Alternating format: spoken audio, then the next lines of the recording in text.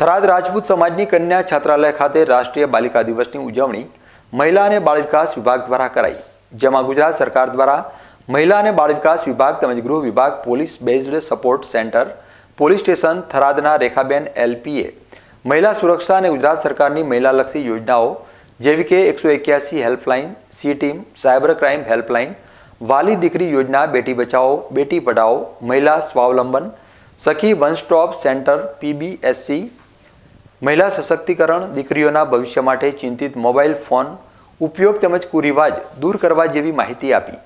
ત્યારબાદ રાજપૂત સમાજના અગ્રણી ડીડી રાજપૂતે દીકરીઓ માટે શિક્ષણ જરૂરી છે અને ડોક્ટર રિતેશભાઈ પ્રજાપતિએ આરોગ્ય વિશે તેમજ ઉત્તમભાઈ માળી એડવોકેટે કાયદાકીય માહિતી આપી હતી. આ કાર્યક્રમમાં મહેમાનોનું શાલ ઓઢાડી સન્માન કરવામાં આવ્યું હતું.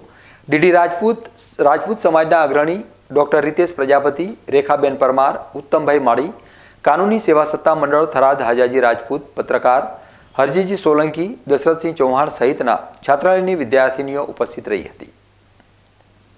આજરોજ 24 જાન્યુઆરી બાલિકા દિવસ અંતર્ગત આજરોજ આપણે થરાદ ખાતે કન્યા છાત્રાલય ખાતે આજે આપણે આયોજન કરેલું છે, જેમાં દીકરીઓને શિક્ષણ, આરોગ્ય લેવલે કેવી રીતે આગળ શું ધ્યાન રાખવું, શું પ્રગતિ કરવી એ બાબતથી લઈને આજે આપણે રાજપૂત કન્યા છાત્રાલય ખાતે આજે આપણે દીકરી દિવસની ઉજવણી કરેલી છે.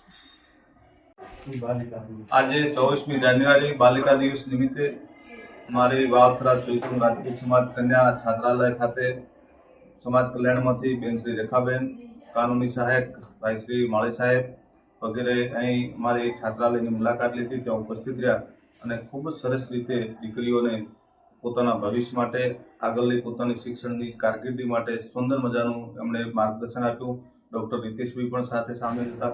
એમણે પણ દીકરીઓને સ્વાસ્થ્ય માટે, હેલ્થ માટે અને આગળના શિક્ષણ માટે પણ ખૂબ સરસ મજાની એમણે પણ સમજણ આપી.